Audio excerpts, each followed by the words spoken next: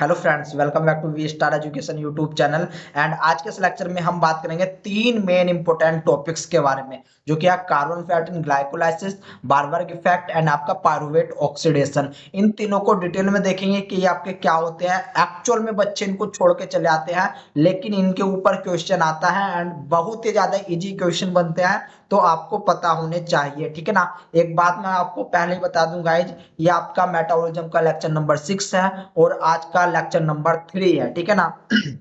जिसके कारण क्या हो रहा है कि भाई साहब मेरे गले में थोट जो है आपका, वो उससे थोड़ा प्रॉब्लम हो रही है, उससे बोला नहीं जा रहा। ठीक है। बट मैं फिर भी आपको पढ़ाऊंगा। एंड इसके बाद क्योंकि मुझे एक और क्लास अभी शूट करनी है जिसको बोलते हैं क्लैप्स साइकिल, तो उसको भी मैं कराने वाला हूँ। तो जो थोड़ा मेरा गला खराब हो उसको जरा थोड़ा देख लेना। ठीक है ना। यानी कि जो मैं इधर उधर से इस प्रकार से करूं, तो उसको अवॉइड करने की कोशिश करना। आप अपने हो इसलिए मैं आपको बता रहा हूँ। ठीक है। तो देखो, सबसे पहले हम बात करेंगे carbon fat in glycolysis. Actual में अब तक हम क्या क्या पढ़ चुके हैं वो चीज देखने की कोशिश करो। ठीक है। तो यहाँ पर हमने देखो क्या क्या पढ़ा था। हमने सारा का सारा देखा था कि किस प्रकार से सेलुलर रेस्पिरेशन होता है, क्यों सेल को इसकी रिक्वायरमेंट होती है। फिर उसके बाद हमने बात की थी आपकी ग्लाइकोलाइसिस साइकिल की, जहां पर हमने देखा था कि जो आपका ग्लूकोज होता है ये कन्वर्ट हो रहा था आपका पायरुवेट में। ठीक है ना। ये कन्वर्ट क्या हो रहा था आपका पायरुवेट में कन्वर्ट हो रहा था। एंड गाइज आपको यहाँ पर एक और बात याद रखने वाली है कि आपका जो ग्लूकोज होता है वो 6 कार्बन का होता है। कितने कार्बन का होता है? 6 कार्बन का होता है। जबकि जो आपका पायरुवेट होता है ये आपका 3 कार्बन का होता है स्पेसिफिकली। तो हम बात करेंगे कि जो आपका ग्लूकोज में जो 6 कार्बन पाए जाते हैं एंड पायरुवेट में जो 3 कार्बन पाए जाते हैं, तो आपका पायरुवेट में कौन कौन से कार्बन है जो कि ग्लूकोज के कार्बन से बन रहे थे। ठीक है ना। यानी कि जो ग्लूकोज के अंदर 6 कार्बन पाए जा रहे हैं, इनका फ्यूचर क्या होगा पायरुवेट के अंदर। इनका पायरुवेट के अंदर क्या फ्यूचर होने वाला है, कौन यहाँ पर कार्बोक्सिलिक ग्रुप में जाकर के जुड़ेगा, कौन मिथाइल बनाएगा, कोई कौन आपका कीटोन से जाकर के जुड़ने वाला है, उसी को हम बोलते हैं कार्बन फैट इन ग्लाइकोलाइसिस, जो कि हम देखेंगे आगे। ठीक है ना। इसके बाद दोस्तों मैंने आपसे बात की थी कि अगर आपका अनएरोबिक रेस्पिरेशन होता है, यानी कि जहां पर ऑक्सीजन की अब्सेंस हो, जहां पर ऑक्सीजन की अब्सेंस हो, तो मैंने आपको बताया था कि अगर अनएरोबिक रेस्पिरेशन हो रहा वो बैक्टीरिया में स्पेसिफिक रहेगा, जहां पर जो इलेक्ट्रॉन एक्सेप्टर होते हैं वो आपके इनऑर्गेनिक मॉलिक्यूल होते हैं एक्सेप्ट ऑक्सीजन, जहां पर आपका nitrate, carbon dioxide, sulphur, sulphide, इस प्रकार से मैंने आपको बहुत सारे आपको इनऑर्गेनिक सब्सटेंस बताए थे। ठीक है ना। ये चीज आपको याद रखनी है। फिर इसके बाद मैंने आपको फर्मेंटेशन की कहानी बताई थी। फर्मेंटेशन में मैंने आपको बताया था कि भाई साहब या तो आपका अल्कोहल बन सकता है, अगर ये अल्कोहल बनता है तो ये 2 स्टेप में बनता है। ठीक है ना। ये अल्कोहल 2 स्टेप में बनता है, जहां पर एक कार्बन डाइऑक्साइड रिलीज होती है। चूंकि ये जो आपका अल्कोहल होता है इसमें 2 कार्बन होते हैं, इसमें आपके केवल और केवल 2 कार्बन होते हैं। लेकिन वहीं पर मैंने आपको लैक्टिक एसिड फर्मेंटेशन को दो जगह से समझाया था। एक तो समझाया था कि ये आपके मसल सेल्स के अंदर भी बनते हैं, यानी कि जो आपकी मसल सेल्स होती है वे भी लैक्टिक एसिड का फॉर्मेशन करती है, या फिर इसको हम फर्मेंटर के थ्रू भी आपका जो है प्रोड्यूस कर सकते हैं। तो लैक्टिक एसिड का भी हमने पूरा का पूरा सिस्टम देखा था कि किस प्रकार से वो प्रोड्यूस होता है। एंड ये केवल और केवल आपका 1 स्टेप प्रोसेस होता है, केवल और केवल 1 स्टेप प्रोसेस होता है, जहां पर आपको कोई भी कार्बन डाइऑक्साइड देखने को नहीं मिलती है। ठीक है ना। कहीं कोई भी आपको कार्बन डाइऑक्साइड देखने को यहाँ पर नहीं मिलेगी। आई बात समझ में? बहुत अच्छी बात है। तो देखो भाई साहब, ये तो थी अनएरोबिक की कहानी। अब बात करते हैं कि मान लो आपकी एरोबिक कहानी है, यानी कि O2 की प्रेजेंस है, यानी कि आप बात कर रहे हैं हम नॉर्मल कंडीशन में, यानी कि एरोबिक रेस्पिरेशन है। अगर एरोबिक रेस्पिरेशन है वो, तो आपका क्या होगा कि पायरुवेट से क्रेब्स साइकिल में जाने वाला है, पायरुवेट से क्रेब्स साइकिल में जाने वाला है। एंड जो पायरुवेट से क्रेब्स साइकिल में जाएगा, अब ऐसा नहीं कि डायरेक्ट पायरुवेट जो है वो क्रैब साइकिल में चला जाए, ना ना, ऐसा नहीं होता। एक्चुअल में इस पायरुवेट को चेंज किया जाता है, इस पायरुवेट को चेंज किया जाता है एसिटाइल कोएंजाइम्स में। इसको चेंज किस में किया जाएगा?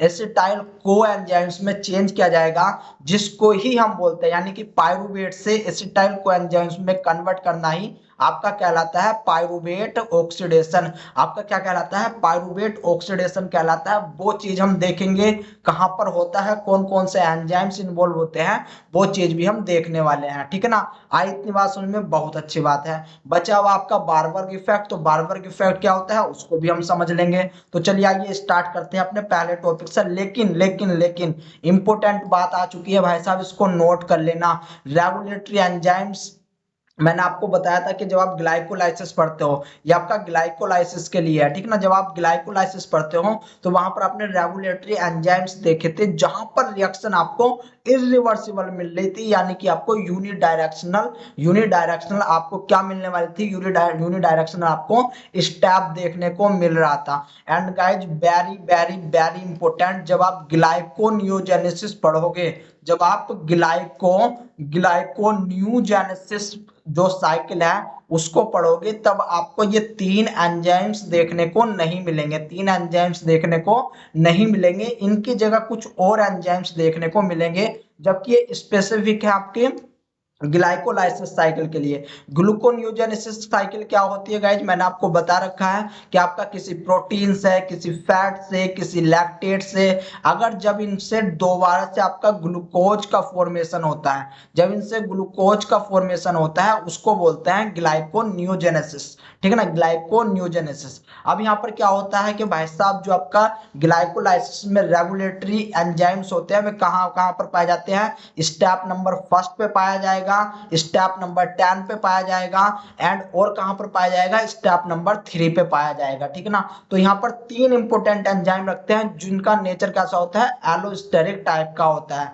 एलोस्टेरिक एंजाइम्स क्या होते हैं? मान लो ये कोई आपका एंजाइम्स होता है, तो एक इसमें आप एलोस्टेरिक साइड में दो, एलोस्टेरिक एंजाइम्स में दो साइड्स होती हैं। एक होती है आपकी एंजाइम्स से जो सबस्ट्रेट बाइंड करेगा, यानी कि सबस्ट्रेट बाइंडिंग साइट्स होती है, एंड एक होती है आपकी या तो यहाँ पर जो एक्स्ट्रा साइट होती है, या तो यहाँ पर आपका इनहिबिटर आकर के जुड़े, या फिर आपका आकर के जुड़ सकता है यहाँ पर प्रमोटर। इनहिबिटर आकर के जुड़ेगा तो एंजाइम की रिएक्शन को सप्रेस कर देगा, यानी कि बंद कर देगा। अगर प्रमोटर आकर के जुड़ रहा है तब एंजाइम की जितना भी आपसे जितनी भी आपकी मतलब फास्टनेस, यानी कि इसकी एक्टिविटी को इंक्रीज कर देगा, एंजाइम की एक्टिविटी को इंक्रीज करने वाला है। तो एक्टिवेटर यहां पर काम करेगा पॉजिटिव की तरह। एक्टिवेटर किसकी तरह काम करेगा?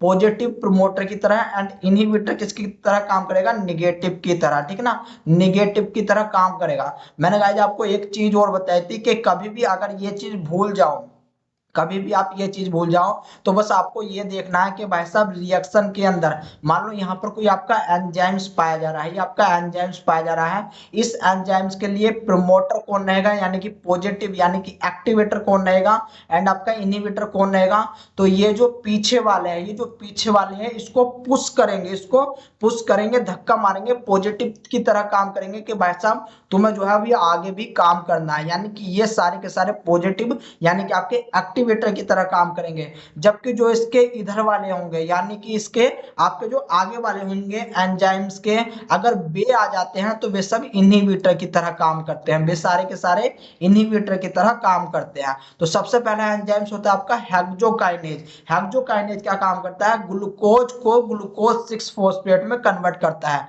ग्लूकोज 6 फॉस्फेट में ये कन्वर्ट करने वाला है गाइज। एंड यहाँ पर देखो, अब यहाँ पर मैं ग्लूकोज तो रख नहीं सकता, क्योंकि देखो भाई साहब ग्लूकोज को रखना यहाँ पर अच्छा नहीं लगता कि एक्टिवेटर की तरह ग्लूकोज को रख दो, ठीक है ना, ये कोई अच्छी बात नहीं है। लेकिन लेकिन लेकिन लेकिन मैं यहाँ पर एक चीज रख सकता हूँ, वो चीज जानने की कोशिश कर लेना। यहाँ पर मैं आपका एएमपी को रख सकता हूँ, एएमपी यहाँ पर चल जाएगी, यानी कि हेक्सोकाइनेज के लिए एएमपी जो रहा है वो एज ए एक्टिवेटर की तरह काम करती है। लेकिन इनहिबिटर की तरह कौन काम करेगा? Glucose 6 phosphate, glucose 6 phosphate. जबकि जो एंजाइम्स 3 है जिसको बोलते हैं फास्फोफ्रक्टोकाइनेज, यहाँ पर भी आपको एटीपी की रिक्वायरमेंट होती है, याद रख लेना, यहाँ पर भी एटीपी की रिक्वायरमेंट है, एंड यहाँ पर भी आपको एटीपी की रिक्वायरमेंट होती है फास्फोफ्रक्टोकाइनेज में। यहाँ पर एक्टिवेटर कौन होता है? तो यहाँ पर होता है आपका फ्रक्टोज 2,6 बिसफॉस्फेट। फ्रक्टोज 2,6 बिसफॉस्फेट जो होता है वो वर्क करता है एज ए एक्टिवेटर की तरह, जबकि जो आपका एएमपी होता है वो भी एक्टिवेटर की तरह काम करता है, लेकिन यहाँ पर इनहिबिटर की तरह कौन काम करेगा, इनहिबिटर की तरह काम करेगा सिट्रेट, जो कि आपका क्रैब्स साइकिल में पाया जाएगा, एंड एटीपी जो कि फर्दर आपको बहुत सारी मिलने वाली है, ठीक है ना। तो ये दोनों के दोनों आपका इनहिबिटर की तरह काम कर रहे हैं। इसके बाद पायरुवेट काइनेज जो कि आपका 10th नंबर का एंजाइम्स होता है, ठीक है ना, 10th नंबर का आपका एंजाइम्स होता है, जहां की एक्टिविटी के लिए पोटेशियम स्पेसिफिक चाहिए होता है, जबकि इन दोनों की एक्टिविटी के लिए एज ए को फैक्टर Mg2+ ही काम कर देगा, ठीक है ना, Mg2+ ही काम कर देगा। यहाँ पर क्या होता है, एक्टिवेटर के लिए जो आप 9 से पहले जितने भी स्टेप देखते हो ना, 9 से पहले जितने भी स्टेप देखते हो वे सारे के सारे यहाँ पर पॉजिटिव की तरह काम करने वाले हैं। जैसे कि फ्रक्टोज 1,6 बिसफॉस्फेट है, ठीक है ना, फ्रक्टोज 1,6 बिसफॉस्फेट है, ठीक है ना। इसके बाद आपका जितने भी आगे वाले एंजाइम्स रहेंगे, जैसे कि आपका एसिटाइल कोएंजाइम, एटीपी एंड आपका एलेनिन, ठीक है ना, आपका एलेनिन, ये आपके किस तरह काम करेंगे, ये आपका इनहिबिटर की तरह काम करेंगे। या फिर इस यहीं पर हम अगर एसीटेट को भी रख दें तो एसीटेट भी यहाँ पर आपका किसकी तरह काम करेगा, इनहिबिटर की तरह काम करेगा। सिट्रेट को रख दें, सिट्रेट भी आपके आगे का है, तो सिट्रेट भी यहाँ पर किसकी तरह काम करेगा, आपका इनहिबिटर की तरह काम करेगा। तो ये चीज आपको रटने वाली नहीं है, ये चीज आपको समझने वाली है। आई बात समझ में। तो ये था रेगुलेटरी एंजाइम्स, ठीक है ना, ये था आपके लिए रेगुलेटरी एंजाइम्स। अब देखो कार्बन फैट ऑफ ग्लाइकोलाइसिस। सबसे पहले आप एक ग्लाइकोलाइसिस के स्ट्रक्चर को समझो। ये रहा आपके जो है वो ग्लूकोज का स्ट्रक्चर, ठीक ना, ये है ग्लूकोज का स्ट्रक्चर, जहां पर देख low carbon first, carbon 2, carbon 3, carbon 4, carbon 5, carbon 6, ठीक है ना, डिफरेंट कलर से भी आपको चमक रहे होंगे ये। अब यहाँ पर क्या होता है कि इसको कन्वर्ट किया जाता है आपका पायरुवेट में, इसको कन्वर्ट किया जाता है आपका पायरुवेट में। ग्लूकोज आपका 6 कार्बन का बना हुआ है, ग्लूकोज आपका 6 कार्बन का बना हुआ है, लेकिन पायरुवेट आपका 3 कार्बन का ही बना हुआ होता है। यहाँ पर आपको इतनी बात याद रखनी है। अब इसका जो फर्स्ट कार्बन होता है, पायरुवेट का जो फर्स्ट कार्बन होता है उसको बोलते हैं carboxylic group, very very important, उसको बोलते हैं कार्बोक्जिलिक ग्रुप। जबकि इसका जो दूसरा कार्बन होता है इसको बोलते हैं कीटोन ग्रुप। इसको क्या बोलेंगे, इसको बोला जाएगा आपका कीटोन ग्रुप। एंड जो 3 कार्बन होगा इसको क्या बोलेंगे, इसको बोलेंगे मिथाइल ग्रुप। इसको बोला जाता है आपका मिथाइल ग्रुप। क्या बोलेंगे, मिथाइल ग्रुप बोलेंगे गाइज, वेरी वेरी इंपॉर्टेंट, ये आपका मिथाइल ग्रुप के नाम से जाना जाएगा। अब देखो क्या होता है कि जो आपका ग्लाइकोलाइसिस है, ग्लाइकोलाइसिस में मान लो कार्बन नंबर मैं यहाँ पर बनाने की कोशिश कर रहा हूँ, कार्बन नंबर 1 2 3 4 5 एंड 6, ये 6 कार्बन बना दिए जो कि आपके ग्लूकोज में पाए जा रहे हैं। तो यहाँ पर देखने की कोशिश करो, आपको रटना नहीं है, आपको समझना है। इसके 3 एंड 4, ये जो 3 एंड 4, अब देखो जब स्प्लिट होगा तो ये बीच में से होता है, 3 कार्बन एक साइड में, 3 कार्बन दूसरे साइड में। तो जो इसका 3 एंड 4 वाला पार्ट है, जो 3 एंड 4 वाला पार्ट है, ये एक्चुअल में कार्बोक्जिलिक का पार्ट बनाएगा, यानी कि कार्बन नंबर फर्स्ट बनाएगा। जबकि आपका दूसरा एंड पांचवा, ये जो दूसरा एंड पांचवा कार्बन है ग्लूकोज का, ये आपका कीटोन ग्रुप बनाएगा। क्या बनाने वाला है, कीटोन ग्रुप बनाएगा, या फिर CO2 दूसरा कार्बन बनाएगा पायरुवेट का, ये वाला, ठीक है ना, दूसरा कार्बन आपका बनाने वाला है। इसके बाद जो आपका 1 एंड 6 होता है, ये एक्चुअल में तीसरा कार्बन बनाएगा, यानी कि मेथेन बनाएगा, CH3 मेथेन को प्रोड्यूस करेगा, ये आपका तीसरा कार्बन। आई बात समझ में, क्या हो रहा है यहाँ पर, किस प्रकार से ग्लूकोज के जितने ग्लूकोज के कार्बन थे, पायरुवेट का कौन सा कार्बन बना रहे हैं। दोबारा देखो, ये है आपका ग्लूकोज के लिए, एंड दोस्तों ये है आपका पायरुवेट के लिए। तो ग्लूकोज का तीसरा एंड चौथे नंबर का जो कार्बन है, यहाँ पर देखो जब इसको तोड़ोगे तो तीसरा एंड चौथे नंबर का जो कार्बन है ये पायरुवेट का कार्बन नंबर फर्स्ट बना रहा है, जबकि जो ग्लूकोज का दूसरा एंड पांचवा कार्बन है ये आपका जो है दूसरा कार्बन बना रहा है, किसका, वो भी आपका पायरुवेट का, ठीक है ना। इसके बाद देखो जो आपका ग्लूकोज है, ग्लूकोज का फर्स्ट एंड ग्लूकोज का 6 कार्बन आपका पायरुवेट का तीसरा कार्बन बना रहा है। आई बात समझ में? आई होप आपकी बात समझ में आई होगी। तो ये थी कहानी ग्लूकोज से पायरुवेट के जाने की, ग्लूकोज से पायरुवेट तक के जाने की। अब देखो यहाँ पर एक और आपकी एक्स्ट्रा एक्टिविटी लिखी हुई है, हालांकि ये चीज भी आपके लिए जाननी बहुत ही ज्यादा जरूरी हो जाती है, ठीक है ना, बहुत ही ज्यादा जरूरी हो जाती है। एक्चुअल में क्या होता है कि जब आप पायरुवेट टू एसिटाइल कोएंजाइम्स जाओगे, जब आप पायरुवेट टू एसिटाइल कोएंजाइम्स जाओगे तो यहाँ पर एक CO2 रिमूव होगा, ठीक है ना, एक कार्बन डाइऑक्साइड आपका बाहर जाएगा, ठीक है ना, इतनी बात समझ में आई। एक कार्बन डाइऑक्साइड बाहर जाएगा, तो ये कौन से नंबर का कार्बन आपका बाहर जाता है वो चीज गाइज आपसे पूछी जाती है, ठीक है ना, वो चीज आपसे पूछी जाती है। याद रख लेना हमेशा, पायरुवेट में C1 कार्बन जाएगा, जबकि ग्लूकोज का आपका तीसरा एंड चौथे नंबर का कार्बन बाहर जाने वाला है इन the case of carbon dioxide. In the case of carbon dioxide जब आपका एसिटाइल कोएंजाइम्स बनेगा, जब आपका एसिटाइल कोएंजाइम्स बनने वाला है। आई बात समझ में?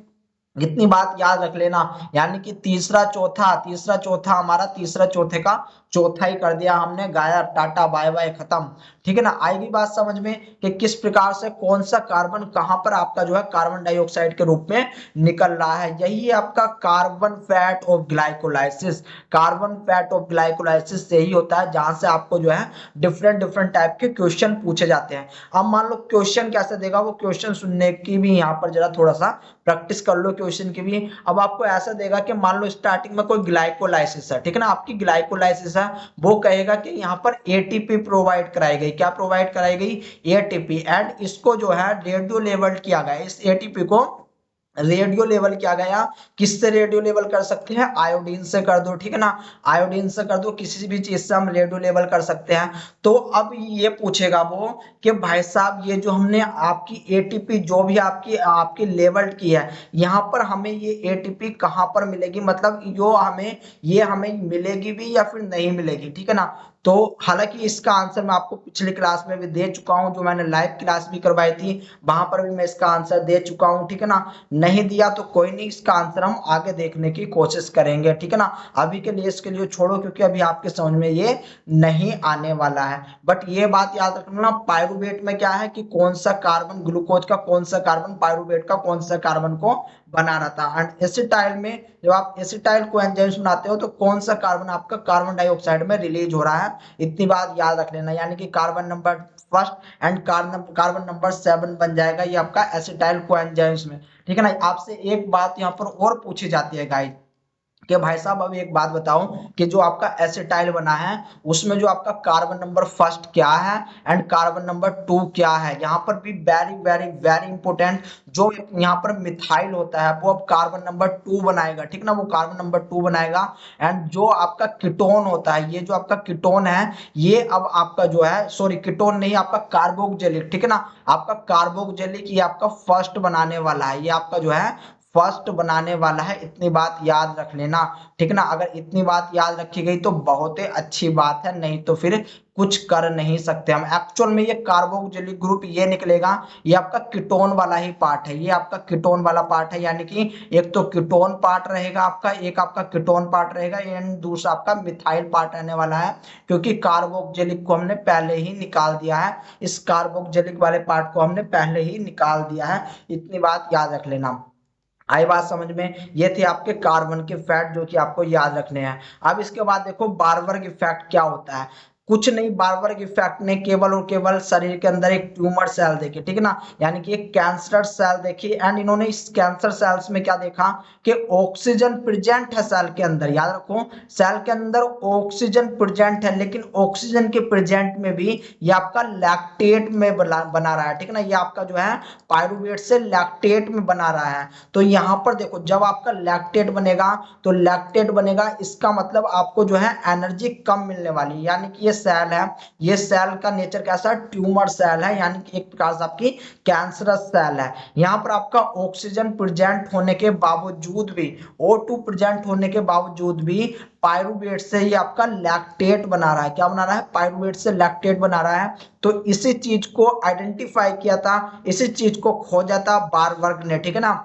एंड इसी को अपने नाम पे दे दिया था उन्होंने बारबर्ग इफेक्ट, इसी पे ऊपर अपना नाम दे दिया था बारबर्ग इफेक्ट। यहाँ पर अगर लैक्टेट बनना है तो मैं आपको पहले ही पता होना चाहिए कि आपके जो है एनर्जी यहाँ पर कम मिलने वाली है सेल को। इसका मतलब आपकी बहुत ज्यादा ताबड़तोड़ ग्लाइकोलाइसिस होने वाली है। इसलिए हम बोलते हैं कि जो आपकी ट्यूमर सेल होती है वहां पर ग्लाइकोलाइसिस अनकंट्रोल मैनर में होती है, यानी कि दबा के आपकी ग्लाइकोलाइसिस हमेशा चलती रहती है, क्योंकि यहाँ पर ग्लाइकोलाइसिस से केवल और केवल 2 एटीपी ही मिल पाते हैं, 2 एटीपी ही मिल पाते हैं। चूंकि ये लैक्टेट बनाता है, ये आपका ऑक्सीडेटिव फास्फोराइलेशन में नहीं जाता। आई बात समझ में? बहुत सही। देखो, the Warburg effect is defined as an increase in the rate of glucose uptake and preferential production of lactate even in the presence of oxygen। यानी कि आपका जो है प्रोडक्शन करता है लैक्टेट का ऑक्सीजन की प्रेजेंट में। ये हो रहा है आपका ट्यूमर सेल के अंदर। अब देखो इन्होंने कुछ और बात भी बताई कि देखो वैसे नॉर्मल सेल है उनमें फंक्शन अलग होगा, ट्यूमर सेल है उनमें फंक्शन अलग होने वाला है। जो नॉर्मल सेल्स होती हैं there is proper oxygen supply, यहाँ पर आपकी प्रॉपर ऑक्सीजन सप्लाई जाती है। There is complete oxidation of glucose, यानी कि यहाँ पर आपका electron transport chain ATP synthesis वगैरह सब चीज होती है। And hence there is sufficient ATP production, क्योंकि यहाँ पर आपका 32 एटीपी बनती है, ठीक है ना। 32 एटीपी इनफ बनती है वन ग्लाइकोलाइसिस साइकिल के अंदर। And there is lower glycolytic rate, यानी कि जो आपका ग्लूकोज का ब्रेकडाउन है ग्लाइकोलाइटिक, ठीक ना। ग्लाइको मतलब कार्बोहाइड्रेट, लाइटिक मतलब टूटना, यानी कि उसका रेट आपका कम होता है, यानी कि सेल को जो है कम ग्लूकोज की रिक्वायरमेंट पड़ती है। नॉर्मल माइटोकॉन्ड्रिया में ये सारे के सारे फंक्शन परफॉर्म होते हैं जो भी आपका ऑक्सीडेटिव फास्फोराइलेशन वगैरह हो रहा है। लेकिन in the case of tumour cell में क्या होने वाला है कि यहाँ पर इम्प्रॉपर ऑक्सीजन सप्लाई होगी, ठीक है ना। इम्प्रॉपर ऑक्सीजन सप्लाई होगी जिसको बोलते हैं हम हाइपोक्सिया कंडीशन। जब देखते हो ना किसी पेशेंट को सांस लेने में प्रॉब्लम होती है तो उसको बोलते हैं हम हाइपोक्सिया कंडीशन, क्या आपकी जो है पेशेंट में हाइपोक्सिया कंडीशन है।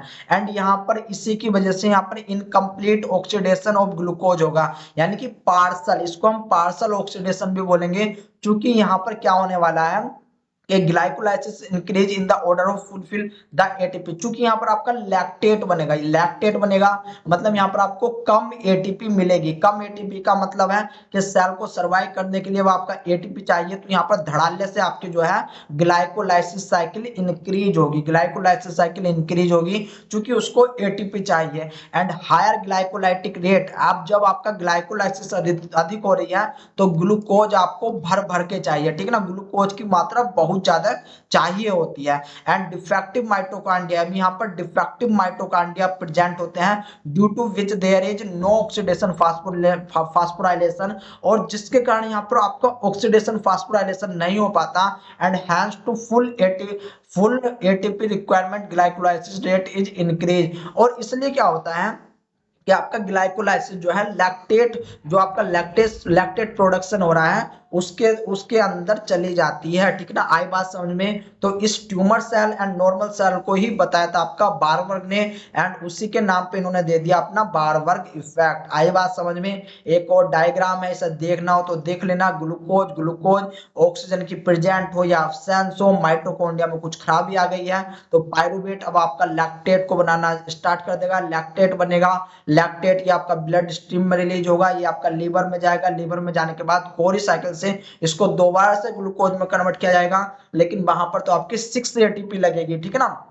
वहां पर आपकी 6 एटीपी लगेगी, 6 एटीपी लगेगी, यानी कि आपका शरीर जो है कमजोर होता चला जाएगा, सेल की डेथ होती चली जाएगी। सेल की डेथ होगी तो इंसान जो है तभी तो कैंसर से मरता है, तभी तो इंसान कैंसर से मरता है। एक्चुअल में यही चीज होती है कैंसर में। तो जब हम कैंसर देखेंगे तब हम डिफरेंट टाइप के कैंसर पढ़ेंगे एंड देखेंगे इसकी पूरी की पूरी कहानी के किस प्रकार से आपका कैंसर होता है, ठीक है ना। ये इसके बारे में लिखा गया है, इनका पूरा नाम था ओटो वारबर्ग, ठीक है ना। ओटो वारबर्ग इनका पूरा नाम था, पढ़ लेना। चलिए आइए अब बात करते हैं तीसरे टॉपिक के बारे में, जो कि आपकी पायरुवेट ऑक्सीडेशन, जो कि आपकी पायरुवेट ऑक्सीडेशन, या फिर इसमें क्या होता है कि भाई साहब हम जो है पायरुवेट को स्पेसिफिकली क्या होता है कि हम पायरुवेट को कन्वर्ट करते हैं आपका एसिटाइल कोएंजाइम्स में, एसिटाइल कोएंजाइम्स में। एक्चुअल में पायरुवेट का यहाँ पर ऑक्सीडेशन होता है। ऑक्सीडेशन का क्या मतलब है कि यहाँ से इलेक्ट्रॉन रिमूव हो गए, यहाँ से इलेक्ट्रॉन आपके रिमूव होंगे इस पायरुवेट में से।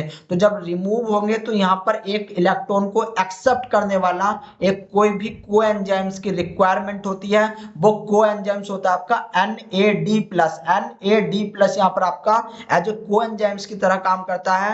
एंड ये आपका NAD+ जो है रिड्यूस हो जाता है इलेक्ट्रॉन को लेकर के एंड बना देता है आपका NADH, आपका बना देता है NADH। याद रख लेना, वन पायरुवेट से आपका जब आपका वन पायरुवेट आपका 1 एसिटाइल कोएंजाइम्स में जाएगा तो यहाँ पर आपका 1 NADH बनेगा। यहाँ पर क्या बनेगा 1 NADH बनेगा। और ये आपका वैसे ही नहीं बन जाता है, इसके लिए भाई साहब बहुत सारी चीज चाहिए होती है। देखो आप इतने विटामिन लेते हो ना, तो अब आप देखोगे कि भर भर के आपको जब पढ़ोगे ना मेटाबॉलिज्म, अब आप देखोगे कि वे विटामिन आपके कहाँ कहाँ काम आ रहे हैं। इसलिए यहाँ पर भी आपके जो है इस कंडीशन को पूरा करने के लिए विटामिन की रिक्वायरमेंट होती है, यानी कि conversion of pyruvate to acetyl coenzymes. यहाँ पर देखने की कोशिश करो, pyruvate to acetyl coenzymes require 4 vitamin. यहाँ पर आपको 4 विटामिन चाहिए। एक होता है थियामीन, थियामीन को यहाँ पर मैं TPP कर रहा हूँ, ठीक है ना, TPP कर रहा हूँ। पैंटोथेनिक, पैंटोथेनिक को मैंने आपको बताया था कि इसके लिए कोएंजाइम्स कौन होता है, कोफैक्टर ए, ठीक है ना, cofactor A. And riboflavin, riboflavin को मैंने आपको पढ़ा रखा है कि ये आपका FAD, ठीक है ना, यहाँ पर इसका कोफैक्टर आपका FAD। एंड नियासिन, नियासिन का कोफैक्टर कौन है, ये भी गाइस मैंने आपको बता रखा है NAD+, NAD+, ठीक ना। ये चीज सारी की सारी कि किस प्रकार से आपका FAD बनना है, किस प्रकार से आपका NAD बनना है, ये चीज गाइस हमने देख ली थी। आई बात समझ में। यानी कि यहाँ पर होने वाला क्या है कि जब आपका पायरुवेट से, याद रखो, जब आपका पायरुवेट से कन्वर्ट किया जाता है एसिटाइल कोएंजाइम्स में, यहाँ पर एक कार्बन डाइऑक्साइड रिलीज होगी। एंड ये पायरुवेट का कौन सा कार्बन है, कार्बोक्जिलिक ग्रुप का, यानी कि C1 वाला है आपका। याद रख लेना, पायरुवेट का अगर C1 वाला है तो यहाँ पर ग्लूकोज का कौन सा होगा, तो याद रखना है आपको 3 and 4 नंबर का ग्लूकोज का कार्बन होगा।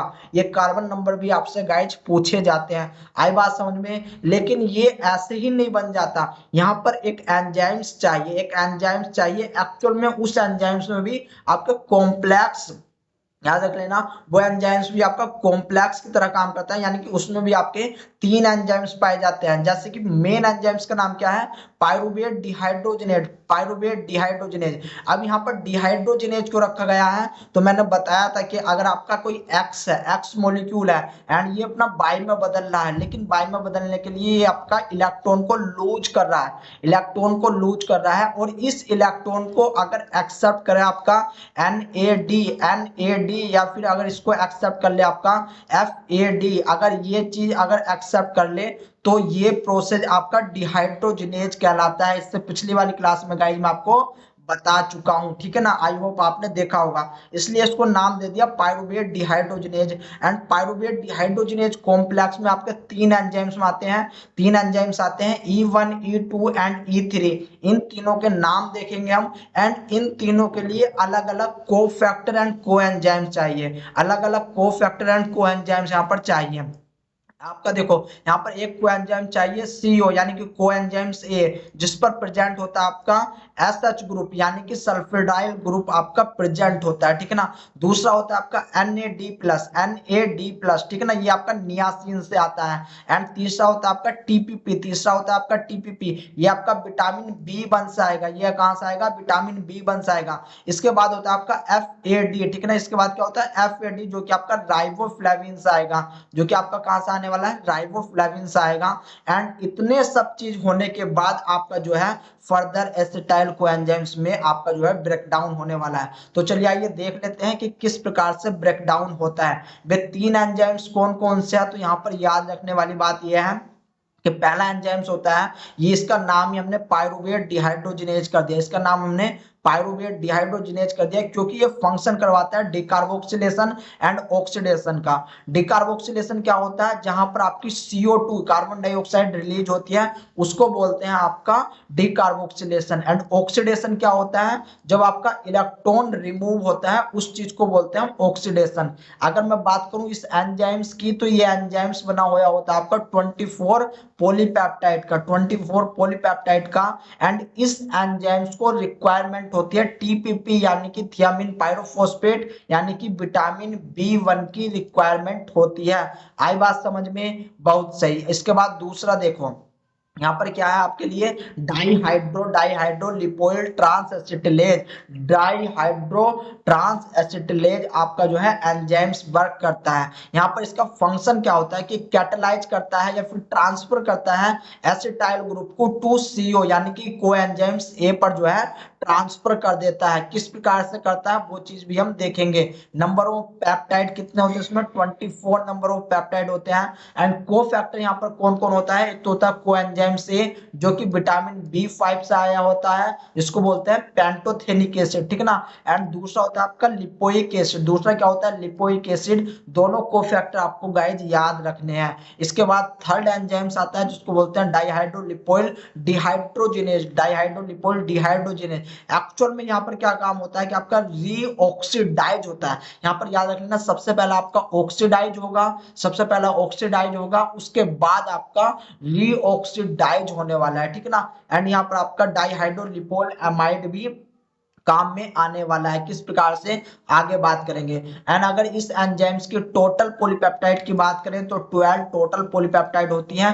एंड कोफैक्टर इसमें कौन कौन से होते हैं, NAD+ एंड FAD+, ठीक है ना। NAD+ FAD+, कौन पहला आता है इस NAD+ में भी, कौन बाद में आता है FAD+ में भी, वो भी इंपोर्टेंट होता है। तो चलिए ये आपकी साइकिल है, थोड़ा सा आपकी जो है क्वालिटी इंक्रीज कर लेना, सबसे हाई क्वालिटी कर लेना। देखो मेरे पास एक और डायग्राम है ये वाला, लेकिन इससे बढ़िया मुझे ये वाला डायग्राम लगा जो कि आपके समझ में भी आ सकता है। एंड वेक्टर डायग्राम है, थ्योरी लिखी हुई है, इन सब की थ्योरी लिखने की आपको जरूरत नहीं है। इसमें हम पढ़ेंगे mechanism of action of pyruvate dehydrogenase complex, यानी कि जो आपके तीन एंजाइम्स है E1 E2 एंड E3, ये किस प्रकार से फंक्शन को परफॉर्म करते हैं। आई बात समझ में? बहुत अच्छी बात। तो देखो सबसे पहला एंजाइम्स है यहाँ पर पायरुवेट डिहाइड्रोजिनेज, सबसे पहला पायरुवेट डिहाइड्रोजिनेज। अब ये दो काम करवा रहा था, दो काम कौन कौन से करवा रहा था, एक तो करवा रहा था आपका डिकार्बोक्सिलेशन। डिकार्बोक्सिलेशन का मतलब होता है कि पायरुवेट में से CO2 को बाहर निकालना, पायरुवेट में से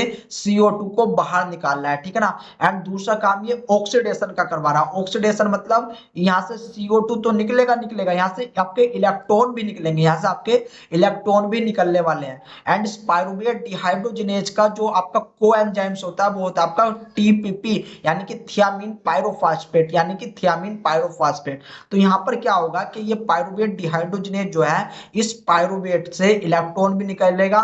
एंड इस यहां से आपका क्या निकालने वाला है, कार्बन डाइऑक्साइड को भी निकालेगा। एंड इस पायरुवेट को डायरेक्ट चेंज कर देगा आपका हाइड्रोक्सी इथाइल TPP, याद रखने ना, हाइड्रोक्सी इथाइल TPP, ठीक है ना, हाइड्रोक्सी इथाइल TPP। तो यहाँ पर आपका फर्स्ट एंजाइम का फंक्शन जो है खत्म हो जाता है, टाटा बाय बाय हो जाता है। अब सेकंड एंजाइम का यहाँ पर फंक्शन देखने की कोशिश करो। सेकंड एंजाइम में आपका डाईहाइड्रोलिपोइल ट्रांस एसिटिलेज, डाईहाइड्रोक्सी लिपोइल ट्रांस एसिटिलेज, ठीक है ना। ये ट्रांस एसिटिलेज जैसे कि इसका नाम बता रहा है ट्रांस एसिटिलेज, तो ये क्या काम करवाने वाला है, दो इंपोर्टेंट काम करवाता है। देख लो कौन कौन से भी काम होते हैं। अब एक्चुअल में यहाँ पर क्या हो रहा है, जैसे आपका हाइड्रोक्सी इथाइल TPP था, हाइड्रोक्सी इथाइल TPP था, यहाँ पर अब आकर आपका आकर के अटैच होगा इससे लिपोएमाइड ऑक्सीडाइज स्टेज में है पहले से, यानी कि यहाँ पर कोई भी इलेक्ट्रॉन प्रेजेंट नहीं है जो आपका लिपोएमाइड है। एंड ये किस एंजाइम्स की सहायता से हो रहा है, डाईहाइड्रोलिपोइल ट्रांस एसिटिलेज एंजाइम की सहायता से हो रहा है, ठीक है ना। अब यहाँ पर क्या हुआ, जैसे ये दोनों मिले यहाँ पर बन जाएगा ये जो इथाइल है, ये इथाइल कन्वर्ट हो जाएगा वो आपका एसिटाइल में, इथाइल कन्वर्ट हो जाएगा एसिटाइल में। एंड मिलकर के बनाएंगे एसिटाइल लिपोएमाइड, अब आपका मिलकर के बना लेंगे।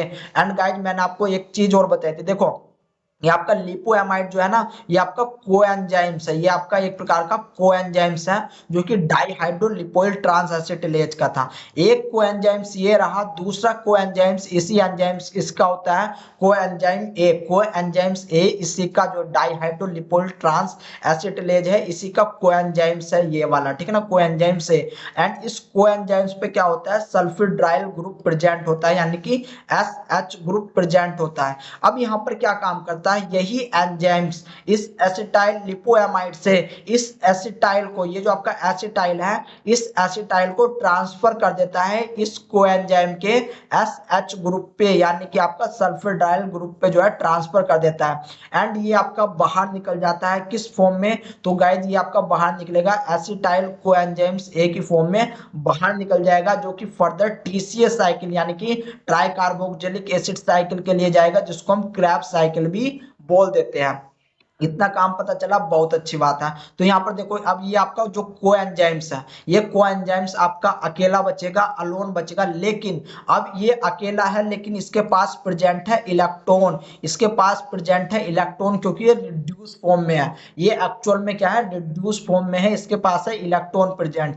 तो अब ये क्या काम करेगा, इलेक्ट्रॉन को किसी को देने की कोशिश करेगा। तो सबसे पहले देखो, सबसे पहले यहाँ पर एक एंजाइम्स आएगा जिसको बोलते हैं डाइहाइड्रोलिपोइल डिहाइड्रोजिनेज, डाइहाइड्रोलिपोइल डिहाइड्रोजिनेज नाम का यहाँ पर एंजाइम्स आने वाला है। जैसे ही आपका डाइहाइड्रोलिपोइल डिहाइड्रोजिनेज नाम का एंजाइम्स आएगा, ये लिपोएमाइड क्या काम करेगा, एफएडी को पकड़ेगा। एफएडी एक आपकी ऑक्सीडाइज फॉर्म है, एफएडी आपकी एक ऑक्सीडाइज फॉर्म है। एंड इस ऑक्सीडाइज से बोलेगा कि भाई ऐसा है, मेरा इलेक्ट्रॉन तू ले ले, मेरा इलेक्ट्रॉन तू ले ले। तो लिपोएमाइड जो है इस एफएडी को जो है अपना इलेक्ट्रॉन दे देगा, इसे अपना इलेक्ट्रॉन देने वाला है। तो ये बन जाएगा आपका FADH2 में, किसमें चेंज होगा, FADH2 में कन्वर्ट होने वाला है। जैसे ही आपका FADH2 में कन्वर्ट होगा, अब ये एफएडी बोलेगा कि यार देख मेरी बस की भी नहीं है, एक्चुअली मैं भी थका हुआ हूँ, एक काम कर, मैं भी इसको जो है डोनेट करना चाहता हूँ। तो ये बोलेगा डिहाइड्रोलिपोइल डिहाइड्रोजनेज कि चल तू चिंता मत कर, यानी कि जो आपका डिहाइड्रोलिपोइल डिहाइड्रोजनेज आता है ये एक्चुअल में इसका पक्ष ले लेता है FADH2 का, ठीक है ना, ये इसका पक्ष ले लेता है, सटापटी करता है, ठीक है। तो ये क्या काम करेगा, ये Na+ को पकड़ेगा, यानी कि Na की ऑक्सीडाइज फॉर्म को पकड़ेगा। एंड इससे बोलेगा कि देख अब मैं तुझे इलेक्ट्रॉन दे रहा हूं, मैं तुझे मालदार कर रहा हूं, मैं तुझे घन घोर वाला पैसा दे रहा हूं। तो इसलिए कहेगा ये समझदार भी है थोड़ा सा, एंड बेचारा सीधा साधा भी है, मेरी बात करियो। तो ये कहेगा कि चलो ठीक है, आप मुझे जो है दे दो इलेक्ट्रॉन, जो भी आपको देना है। तो यहाँ पर इस पर डायरेक्ट जो है 2 electron and 2 proton, 2 electron and 2 proton को देने की कोशिश करेगा। तो आपका NaDH 1 बन जाएगा एंड हाइड्रोजन 1 बन जाएगा, ठीक है ना। यहाँ पर आपका हाइड्राइड का केस आएगा। हाइड्राइड क्या होता है गाइस आपका, कि उसमें 2 इलेक्ट्रॉन होते हैं एंड एक आपका प्रोटोन होता है, 1 आपका प्रोटोन होता है। तो यहाँ पर हाइड्राइड जो है, जो आपका हाइड्राइड है, वो हाइड्राइड इस Na+ पे आकर के जुड़ जाएगा। एंड जैसे ही आपका जुड़ेगा ये आपका रिड्यूस फॉर्म में चला जाएगा, ठीक है ना, ये रिड्यूस फॉर्म में चला जाएगा, जो कि फर्दर आगे जाकर के इलेक्ट्रॉन ट्रांसपोर्ट चेन, जिसको हम ऑक्सीडेटिव फास्फोराइलेशन बोलेंगे, वहां पर जाकर के ये आपका ATP में कन्वर्ट होने वाला है, ठीक है ना, ATP में कन्वर्ट होने वाला है। अब देखो एक NADH आपका इक्वल होता है 2.5 ATP के। तो ये किस प्रकार से इक्वल होता है बात करेंगे वहां पर ही हम, ठीक है ना, हम वहीं पर बात करेंगे कि आपका किस प्रकार से 1 NADH आपका 2.5 ATP को जनरेट करता है एंड क्या कैलकुलेशन है जिसके बेस पे हम इसको ऐसा बोलते हैं। तो गाइज ये कहानी थी पूरी की पूरी जो कि आपको सुनानी थी, सो मैंने आपको सुना दी।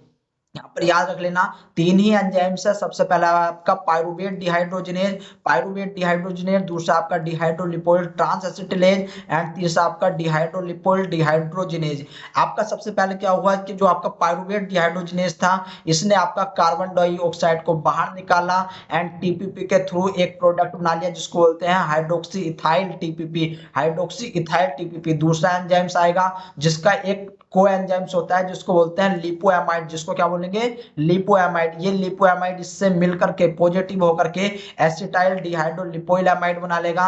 एंड यहाँ पर क्या होगा, यही एंजाइम जो आपका डिहाइड्रो लिपोइल ट्रांसएसिटिलेज है, यही एंजाइम यहाँ से एसिटाइल कोएंजाइम्स को बाहर निकाल देगा। ठीक है ना, ये आपका एसिटाइल कोएंजाइम्स है, ये आपका बाहर निकाल देगा। एक्चुअल में कोएंजाइम्स यहाँ पर एज ए कोफैक्टर की तरह काम कर रहा था, तो ये कोफैक्टर का एसएच ग्रुप, यहाँ पर जो एसएच ग्रुप होता है यहाँ पर जो है वाटर बाहर निकलेगा, H2O आपका बाहर निकल जाएगा एंड ये बना लेगा आपका एसिटाइल कोएंजाइम्स। लेकिन हमें इस मोटर से कोई मतलब नहीं होता, तो इसको हम काउंट भी नहीं करते, इसलिए इसको भूल जाना। ठीक है ना, इसलिए इसको भूल जाना। अब यहाँ पर क्या होता है, यहाँ पर आपका नॉर्मल बचता है लिपोएमाइड, लेकिन लिपोएमाइड जो होता है ये रिड्यूस फॉर्म में होता है। ये कैसी फॉर्म में होता है, रिड्यूस फॉर्म में होता है। इसलिए देखो यहाँ पर कुछ लिखा हुआ नहीं है, इसलिए मैंने उस डायग्राम को आपके लिए चुना था। अब यहाँ पर क्या होता है, सबसे पहले ये अपना जो रिड्यूस है, जो इलेक्ट्रॉन है वो FAD को देगा, वो अपना FAD को देगा। तो यहाँ पर देखो SH दो इलेक्ट्रॉन यहाँ पर आ चुके हैं। ठीक है ना, दो इलेक्ट्रॉन यहाँ पर आ चुके हैं। एंड ये जो FAD कहेगा यार मैं बहुत ही ज्यादा थक चुका हूँ, बहुत ही ज्यादा मेरी जो है मरने वाली अवस्था है, तो डाइहाइड्रो लिपोइल डिहाइड्रोजनेज क्या काम करेगा कि ले मैंने भी ये आपका NAD को दे दिए एंड इसको बना देगा NADH में। ठीक है ना, इसको बना देगा NADH में। जितना मैंने यहाँ पर लिखा वो सारा का सारा आपका यहाँ पर लिखा हुआ है गाइज। E1 E2 E3 क्या क्या फंक्शन परफॉर्म करते हैं ये चीज आप गाइज पढ़ लेना, तो मैंने आपको बता दिया है। ठीक है ना, आई बात समझ में। अब देखो इसी से रिलेटेड आपके काफी सारे क्वेश्चन हैं जो कि अगर आपको करने हो तो कर लेना, इसकी PDF आप टेलीग्राम से डाउनलोड कर लेना। एंड ये जितने क्वेश्चन हैं इन सब क्वेश्चन को आप कर लेना। ठीक है ना, तो बेसिक आपके क्वेश्चन है, लेकिन आपके सारे के सारे याद रख लेना, सारे के सारे आपके CSIR में आ रखे हैं। ये आपके प्रीवियस ईयर्स के क्वेश्चन पे पढ़ते हैं। तो चलिए दोस्तों, मिलता हूं मैं आपसे नेक्स्ट क्लास में जो कि आपकी होगी ग्राफ साइकिल पे। तब तक के लिए दोस्तों टाटा एंड बाय बाय।